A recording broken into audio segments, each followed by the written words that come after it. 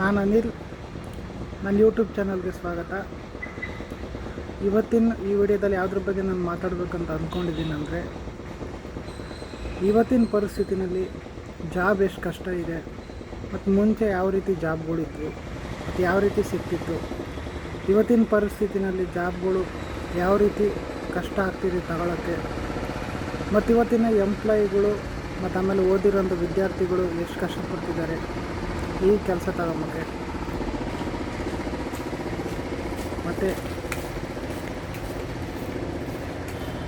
ಮತ್ತು ಇವಾಗ ಯಾವ ರೀತಿ ಇದೆ ಪರಿಸ್ಥಿತಿ ಈ ಜಾಬ್ ತಗೊಂಬಕ್ಕೆ ಎಲ್ಲ ವರ್ಗದಲ್ಲೂ, ಎಲ್ಲ ಕ್ಷೇತ್ರಗಳಲ್ಲೂ. ಹಂಗಾಗಿ ಈ ವಿಡಿಯೋದಲ್ಲಿ ಅದ್ರ ಬಗ್ಗೆ ನಾನು ಮಾತಾಡಬೇಕಂತ ಅಂದ್ಕೊಂಡಿದ್ದೀನಿ. ಇವತ್ತಿನ ಪರಿಸ್ಥಿತಿನಲ್ಲಿ, ಈ ಜನ್ರೇಷನಲ್ಲಿ ಈ ಕೆಲಸ ತಗೊಂಬದು ಯಾವ ರೀತಿ ಆಗ್ಬಿಟ್ಟಿದೆ ಅಂದರೆ ತುಂಬ ಕಷ್ಟ ಆಗ್ಬಿಟ್ಟಿದೆ. ಈ ಗೋರ್ಮೆಂಟಲ್ಲಿ ಜಾಬ್ ತಗೊಂಬೋದು ಕಷ್ಟ ಆಗಿದೆ, ಈ ಪ್ರೈವೇಟಲ್ಲಿ ತಗೊಂಬೋದು ಕಷ್ಟ ಆಗ್ಬಿಟ್ಟಿದೆ. ಈ ಗೋರ್ಮೆಂಟಲ್ಲಿ ಯಾವ ರೀತಿ ಆಗಿದೆ ಅಂದರೆ, ಅಲ್ಲಿ ವೇಕೆನ್ಸಿಗಳು ಸರಿಯಾಗಿರಲ್ಲ. ಕರೆದ್ರೂ 2 ಪೋಸ್ಟು, 1 ಪೋಸ್ಟು, 3 ಪೋಸ್ಟು ಆ ರೀತಿ ಇರ್ತದೆ. ಮತ್ತು ಇನ್ನು ಸರಿಯಾಗಿ ಗೋರ್ಮೆಂಟಲ್ಲಿ ಕೆಲಸಗಳು ಸಹ ಕರೆಯೋದಿಲ್ಲ. ಕರೆದ್ರೂ ಈ ರೀತಿ ಇರ್ತದೆ, ಬರೀ ಕಮ್ಮಿ ಪೋಸ್ಟ್ ಕರೀತಾರೆ. ಮತ್ತು ಅದಾದಮೇಲೆ ತುಂಬ ಕಾಂಪಿಟೇಷನ್ ಹೆವಿ ಆಗಿರುತ್ತೆ. ಮತ್ತು ಆಮೇಲೆ ತುಂಬ ಜನ ಓದಿರೋ ಅಂಥ ವಿದ್ಯಾರ್ಥಿಗಳು ಹಾಕಿರ್ತಾರೆ. ಇವಾಗ ಒಂದು 100, 200, 500 ಪೋಸ್ಟ್ಗಳು ಕರೆದ್ರೆ ಅಂದರೆ 50,000, ಲಕ್ಷ, 2 ಲಕ್ಷ, 5 ಲಕ್ಷ, 10 ಲಕ್ಷದವರೆಗೂ ಅಪ್ಲಿಕೇಶನ್ ಬಂದು ಬೀಳ್ತವೆ. ಅದರಲ್ಲಿ ಯಾರಿಗಂತ ಕೆಲಸ ಸಿಗುತ್ತೆ, ಯಾರಿಗಂತ ಕೆಲಸ ಬಿಡುತ್ತೆ. ಮತ್ತು ಈ ಪ್ರೈವೇಟ್ನಲ್ಲೂ ಯಾವ ರೀತಿ ಆಗಿಬಿಟ್ಟಿದೆ ಅಂದರೆ, ಅಲ್ಲೂ ಕೂಡ ಈ ಕೆಲಸ ತಗೊಳ್ಳೋದು ತುಂಬ ಕಷ್ಟ ಆಗಿಬಿಟ್ಟಿದೆ. ಅಲ್ಲಿ ಯಾವುದೇ ರೀತಿ ಜಾಬ್ ಕೂಡ ಗ್ಯಾರಂಟಿ ಇರೋಲ್ಲ. ಮತ್ತು ಆಮೇಲೆ ಕಮ್ಮಿ ಸಂಬಳ ಕೂಡ ಇರ್ತದೆ. ಅಲ್ಲಿ ಕೂಡ ನಾನಾ ರೀತಿ ಕ್ವಶನ್ಸ್ಗಳು, ಮತ್ತು ಆಮೇಲೆ ನಾನಾ ರೀತಿ ಪರೀಕ್ಷೆಗಳು ಮಾಡ್ತಾರೆ. ಮತ್ತು ಆಮೇಲೆ ಎಲ್ಲ ರೀತಿ ನಮ್ಮನ್ನು ಚೆಕ್ ಮಾಡ್ತಾರೆ. ಮತ್ತು ಆಮೇಲೆ ಅವರು ನಮ್ಮ ಮಾರ್ಕ್ಸ್ಗಳ್ನೆಲ್ಲ ನೋಡ್ತಾರೆ. ಮತ್ತು ನಾವು ಯಾವ ರೀತಿ ಟ್ಯಾಲೆಂಟ್ ಇದ್ದೀವಿ, ನಮ್ಮ ಹತ್ರ ಏನು ಸ್ಕಿಲ್ಸ್ ಇದ್ದಾವೆ ಎಲ್ಲ ನೋಡಿಬಿಟ್ಟು ನಮ್ಗೆ ಆಮೇಲೆ ಜಾಬ್ ಕೊಡ್ತಾರೆ. ತುಂಬ ಕಷ್ಟ ಆಗಿಬಿಟ್ಟಿದೆ ಇವತ್ತಿನ ದಿನಗಳಲ್ಲಿ ಈ ಕೆಲಸ ತಗೊಂಬೋದು ಅಂದರೆ ತುಂಬ ಕಷ್ಟ ಆಗಿಬಿಟ್ಟಿದೆ. ನಮ್ಮ ಹಳೆ ಕಾಲದಲ್ಲಿ, ನಮ್ಮ ತಾತ, ನಮ್ಮ ಅಪ್ಪನ ಕಾಲದಲ್ಲೆಲ್ಲ ಕೆಲಸ ತಗೊಂಬೋದು ತುಂಬ ಈಸಿ ಆಗಿಬಿಟ್ಟಿತ್ತು. ಆದರೆ ಇವಾಗ ಹೆಂಗಾಗ್ಬಿಟ್ಟಿದೆ ಅಂದರೆ, ಇವತ್ತಿನ ಪರಿಸ್ಥಿತಿನಲ್ಲಿ ಎಷ್ಟೇ ಓದಿದ್ರೂ ಕೆಲಸ ಇಲ್ದಂಗೆ ಆಗ್ಬಿಟ್ಟಿದೆ. ಎಷ್ಟೋ PhD ಹೋಲ್ಡ್ರುಗಳು, ಎಷ್ಟೋ 3 ಡಿಗ್ರಿ ಓದಿರೋರು ನಿರುದ್ಯೋಗಿಗಳಾಗಿಬಿಟ್ಟಿದ್ದಾರೆ.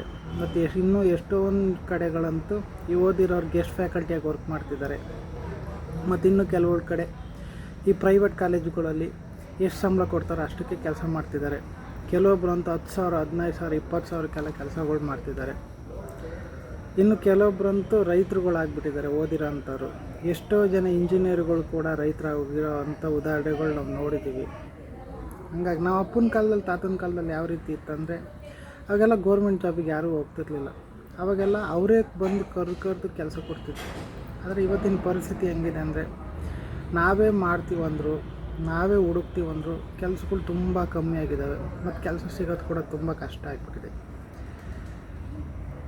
ನಾವು ಎಲ್ಲೇ ಹೋಗಲಿ, ಏನೇ ಮಾಡಲಿ, ಈ ಪ್ರೈವೇಟ್ ಇದರಲ್ಲಿ ಅಲ್ಲೋದ್ರೆ ವೇಕೆನ್ಸಿ ಇರೋದು ಕಷ್ಟನೇ. ವೇಕೆನ್ಸಿ ಇದ್ರೂ ಅಲ್ಲಿ ತುಂಬ ಇದು ಮಾಡ್ತಾರೆ, ಎಲ್ಲ ಚೆಕ್ ಮಾಡ್ತಾರೆ, ಮತ್ತು ಇದು ಮಾಡ್ತಾರೆ. ಮತ್ತು ಆಮೇಲೆ ಸಂಬಳ ಕೂಡ ಕಮ್ಮಿ ಕೊಡ್ತಾರೆ. ಅದು ಕೂಡ ಕೆಲಸ ಗ್ಯಾರಂಟಿ ಇರೋಲ್ಲ. ಈ ತಿಂಗಳಿದ್ರೆ ಮುಂದಿನ ತಿಂಗಳಿರಲ್ಲ, ಇವತ್ತು ಮಾಡಿದರೆ ನಾಳೆ ಇರ್ತದೆ ಅನ್ನೋ ಗ್ಯಾರಂಟಿ ಇರೋಲ್ಲ. ಆದರೂ ಆ ಜಾಬ್ ತಗೊಂಡು ತುಂಬ ಕಷ್ಟ ಆಗ್ಬಿಟ್ಟಿದೆ. ಮತ್ತು ಈ ಗೋರ್ಮೆಂಟಲ್ಲಂತೂ ಹೆಂಗಾಗ್ಬಿಟ್ಟಿದೆ ಅಂದರೆ, ಇನ್ನು ಪ್ರೈವೇಟ್ ಕೆಲಸ ಸಿಕ್ಕಿದ್ರೂ ಸಿಗ್ಬೋದು, ಈ ಗೋರ್ಮೆಂಟಲ್ಲಂತೂ ಕೆಲಸನೇ ಸಿಗೋದಿಲ್ಲ. ಅದು ಯಾರಿಗೋ ಒಬ್ರಿಗೆ, ಲಕ್ಷಕ್ಕೋ ಒಬ್ರಿಗೂ, ಯಾರಿಗೆ ಅನ್ನ ದ್ರೋಣ ಇರುತ್ತೋ, ಸರ್ಕಾರದ ಅನ್ನ ತಿನ್ನೋದು ಅಂಥವ್ರಿಗೆ ಮಾತ್ರ ಈ ಗೋರ್ಮೆಂಟ್ ಕೆಲಸ ಸಿಗ್ತದೆ. ಇಲ್ಲಾಂದರೆ ಅವ್ರಿಗೂ ಕೂಡ ಕೆಲಸ ಸಿಗೋದಿಲ್ಲ. ಎಷ್ಟೋ ಜನ ಲಕ್ಷಾಂತರ ವಿದ್ಯಾರ್ಥಿಗಳು ವರ್ಷ ಆಚೆ ಬರ್ತಾರೆ. ಇನ್ನು ಹಳುಬ್ರು ಮುಗಿಸ್ಕೊಂಡಿರೋರು ಇವರೆಲ್ಲ ಕೂಡ ಉದ್ಯೋಗ ಹುಡುಕ್ತಾನೆ ಇರ್ತಾರೆ. ಅವ್ರಿಗೆಲ್ಲ ತುಂಬ ಕೆಲಸ ಆಗ್ತದೆ. ಇವತ್ತಿನ ಈ 2025ನೇ ಪರಿಸ್ಥಿತಿ ಮತ್ತು ಮುಂದಿನ ವರ್ಷ ಕೂಡ ಇದೇ ರೀತಿಯೇ ಇರುತ್ತೆ. ಇವಾಗ ಬಂದಿರೋ ಸರ್ಕಾರ ಅಂತೂ ಯಾವ ಕೆಲಸ ಕೂಡ ಕರಿತಾ ಇಲ್ಲ. ಮತ್ತು ಯಾವುದೇ ರೀತಿ ವೇಕೆನ್ಸಿ ಕೂಡ ಇಲ್ಲ. ಈ ಸೆಂಟ್ರಲ್ ಗೌರ್ಮೆಂಟಲ್ಲಿ ಕೂಡ ಸರಿಯಾಗಿ ಕರಿತಿಲ್ಲ, ಯಾವ ಇದರಲ್ಲೂ ಕರಿತಾ ಇಲ್ಲ. ಎಲ್ಲಿ ನೋಡಿದ್ರೂ ನಿಲ್ಲಿಸ್ಬಿಟ್ಟಿದ್ದಾರೆ. ಪೂರ ಗೌರ್ಮೆಂಟ್ ಜಾಬ್ಗಳು ಕರೆಯೋದನ್ನೇ ನಿಲ್ಲಿಸ್ಬಿಟ್ಟಿದ್ದಾರೆ. ಇನ್ನು ಈ ಪ್ರೈವೇಟಲ್ಲಂತೂ ಎಲ್ಲೋದ್ರೂ ವೇಕೆನ್ಸಿ ಇಲ್ಲ. ವೇಕೆನ್ಸಿ ಇದ್ರೂ ತುಂಬ ಪರೀಕ್ಷೆ ಮಾಡ್ತಾರೆ ಮತ್ತೆಲ್ಲ ಸ್ಕಿಲ್ಲೆಲ್ಲ ನೋಡ್ತಾರೆ. ನಾವು ಎಷ್ಟೇ ಮಾರ್ಕ್ಸ್ ತೆಗೆದ್ರೂ ವೇಸ್ಟ್ ಆಗಿಬಿಟ್ಟಿದೆ ಈಗಿನ ಕಾಲದಲ್ಲಿ.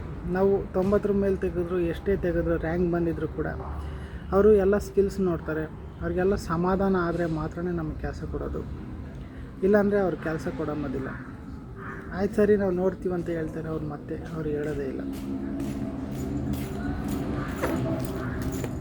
ಹಾಗಾಗಿ ಇವತ್ತಿನ ಈ ಪರಿಸ್ಥಿತಿ ಹಿಂಗಿದೆ. ಹಿಂದಿನ ಕಾಲದಲ್ಲೂ ತುಂಬ ಕಷ್ಟ ಇತ್ತು, ಆದರೆ ಆವಾಗ ಹೆಂಗೋ ಕೆಲಸಗಳೆಲ್ಲ ಸಿಕ್ಬಿಡೋದು. ಆದರೆ ಇವಾಗಿನ ಪರಿಸ್ಥಿತಿ ಹೆಂಗಾಗ್ಬಿಟ್ಟಿದೆ ಅಂದರೆ ಯಾವ ಕೆಲಸ ತಮ್ಮದು ಕೂಡ ತುಂಬ ಕಷ್ಟ ಆಗಿಬಿಟ್ಟಿದ್ದಾವೆ. ಅದಕ್ಕೆ ಇನ್ನೂ ಎಷ್ಟೋ ಜನ ಕೂಡ ಇವಾಗ ಏನು ಮಾಡ್ತಿದ್ದಾರೆ ಅಂದರೆ ವ್ಯವಸಾಯ ಮಾಡ್ತಿದ್ದಾರೆ, ಆಮೇಲೆ ಸ್ವಂತ ಉದ್ಯೋಗ ಮಾಡ್ತಿದ್ದಾರೆ, ಈ ರೀತಿ ಮಾಡ್ತಿದ್ದಾರೆ.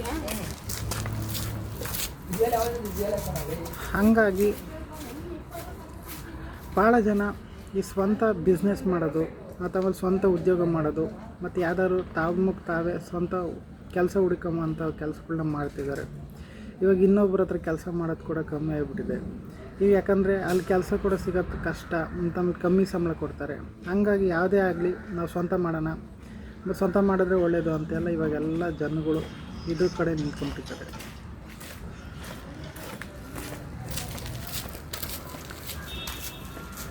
ಮತ್ತು ಇನ್ನೂ ಕೆಲವು ಕಡೆ ಇರೋದ್ರಲ್ಲೇ ಮಾಡೋಣ ಅಂತೇಳಿ ವ್ಯವಸಾಯ ಕಡೆ ನಿಂತ್ಕೊಂಡ್ಬಿಟ್ಟಿದ್ದಾರೆ. ಹಾಗಾಗಿ ನಾನು ಇವತ್ತಿನ ಈ ಜಾಬ್ ಬಗ್ಗೆ, ಇವತ್ತಿನ ಪರಿಸ್ಥಿತಿನ ಜಾಬ್ ಯಾವ ರೀತಿ ಕಷ್ಟ ಆಗಿದೆ ಅಂತ ಈ ವಿಡಿಯೋದಲ್ಲಿ ನನಗೆ ಗೊತ್ತಿರೋ ಮಟ್ಟಿಗೆ ನಾನು ಹೇಳ್ತಾ ಇದ್ದೀನಿ. ಹಾಗಾಗಿ ನಾನು ಇದ್ರ ಬಗ್ಗೆ ಮಾತಾಡಬೇಕಂತ ಅನ್ನಿಸ್ತು. ಹಾಗಾಗಿ ಈ ವಿಡಿಯೋದಲ್ಲಿ ಇದ್ರ ಬಗ್ಗೆ ನಾನು ಮಾತಾಡಿದ್ದೀನಿ. ಈ ವಿಡಿಯೋ ನಾನು ಇಲ್ಲಿಗೆ ಎಂಡ್ ಮಾಡ್ತಿದ್ದೀನಿ. ನೆಕ್ಸ್ಟ್ ವಿಡಿಯೋದಲ್ಲಿ ನಾನು ಬೇರೆ ವಿಷಯದ ಬಗ್ಗೆ ಮಾತಾಡ್ತೀನಿ. ಈ ವಿಡಿಯೋನ ಇಲ್ಲಿಗೆ ನಿಲ್ಲಿಸ್ತಾ ಇದ್ದೀನಿ. ಎಲ್ರಿಗೂ ನಮಸ್ಕಾರ, ಧನ್ಯವಾದಗಳು. Thank you so much.